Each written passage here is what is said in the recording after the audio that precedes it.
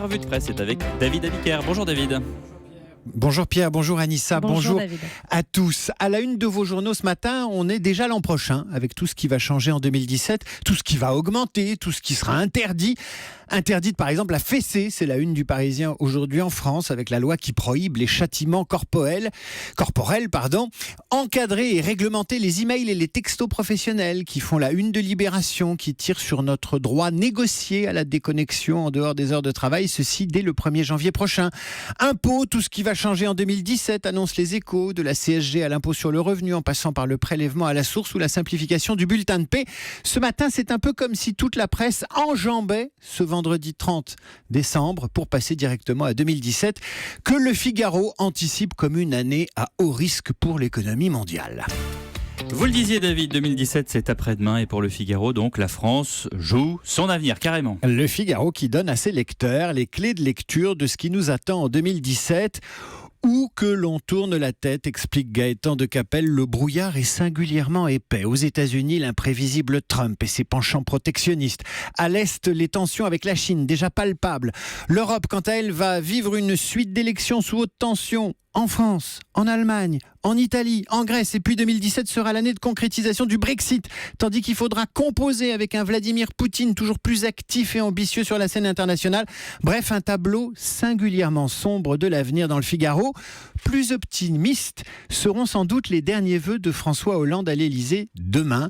Selon l'opinion, le chef de l'État, désormais libéré par son renoncement à se représenter, enverra un message d'optimisme quant au redressement économique de la France. Il dira aux Français, toujours selon l'opinion qui cite un des conseillers du président, qu'ils ont tenu bon, qu'ils ont fait beaucoup d'efforts et que ces efforts commencent à porter leurs fruits. Bref, le président sortant toilette son bilan et soigne ses adieux. Dans la presse du jour également David, tout ce qui va changer la vie des salariés en 2017. Et ça commence aujourd'hui avec à la une de l'Humanité l'élection des représentants de ces 4,5 millions de salariés souvent isolés qui travaillent dans les très petites entreprises. Les oubliés du monde du travail, les appelle l'UMA, peuvent enfin donner de la voix. À partir d'aujourd'hui et jusqu'au 13 janvier, jusqu'au 20 janvier dans les DOM, ces travailleurs embauchés dans des sociétés ou par des artisans employant moins de 11 salariés sont invités à voter pour le syndicat de leur choix. Ce qui change aussi pour les salariés, c'est dès janvier 2017, une simplification du bulletin de paie, annoncent les Échos. Simplification obligatoire dans les sociétés de plus de 300 salariés. Il faut dire que la France est championne du monde du bulletin de paie compliqué, avec pas moins de 40 lignes dans le bulletin belge, anglais, allemand ou espagnol, 40 lignes dans le bulletin français et une quinzaine de lignes dans le bulletin belge, anglais, allemand ou espagnol. Donc on a des progrès à faire. L'État encourage également les entreprises à dématérialiser ce bulletin de paie et à le rendre consultable sur Internet, sur le site de votre compte personnel d'activité qui entre en vigueur lui aussi en janvier 2017. Voilà qui va peut-être nous simplifier la vie, mais qui ne va pas faciliter l'application du droit à la déconnexion. Et c'est la une de Libération.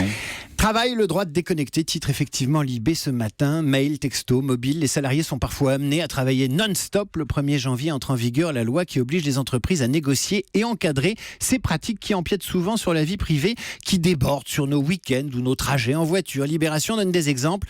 Un mail reçu d'un client à minuit auquel on répond depuis son canapé, un SMS envoyé à un collègue pendant une promenade en forêt, ou bien le coup de fil d'un manager qu'on n'ose pas ignorer. C'est la loi El Khomri, écrit Laurent Geoffrin dans Libé, qui rappelle qu'il existe une frontière qui protège par exemple la vie de famille. Et la directrice du développement social de l'assureur AXA de rappeler une règle évidente qu'on oublie trop souvent, le dialogue verbal, l'échange au bureau doit être prioritaire sur tous les autres modes de communication.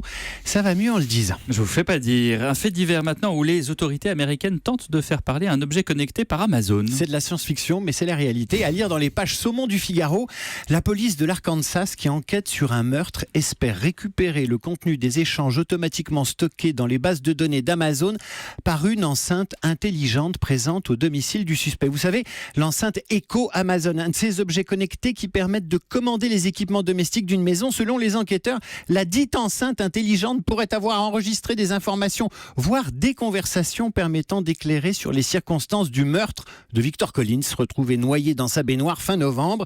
Derrière cette enquête qui consiste à faire parler une enceinte, la question des données privées et des libertés individuelles que les grandes firmes informatiques comme Amazon entendent défendre pour protéger les individus et surtout ne pas nuire à leur business. Une philosophie danoise maintenant qui fait des adeptes. On connaissait le zen, on connaissait le cocooning, et bien voici venir le hygge.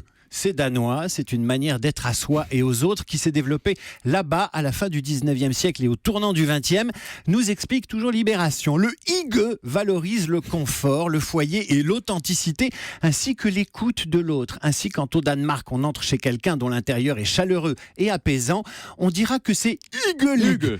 Pardonnez mon accent, Libération note cependant que l'abus de hygge peut se traduire par une surconsommation de bougies cosy, par le recours excessif à la fourrure comme moyen de décoration, et puis une culture de l'entre-soi qui peut mettre mal à l'aise l'étranger. Bref, ça cartonne en Angleterre avec des livres sur le hygge en pagaille, et ça pourrait bien arriver chez nous cet hiver.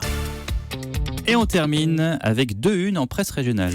Voilà, 2 unes qui nous renvoient à notre rapport au temps qu'il fait à la météo, au temps qui passe aussi. Bain de folie, titre Var Matin et ses adeptes du bain de mer en plein hiver qui se jetteront ce week-end à l'eau pour prendre le frais. Par 10 degrés, je crois. Par 10 degrés. Oh là là. Et puis cette autre une, celle de Sud-Ouest, avec cette question, sport d'hiver, comment skier sans neige ? Eh bien c'est simple, on skie pas. Merci David Abiker, c'est une bonne philosophie.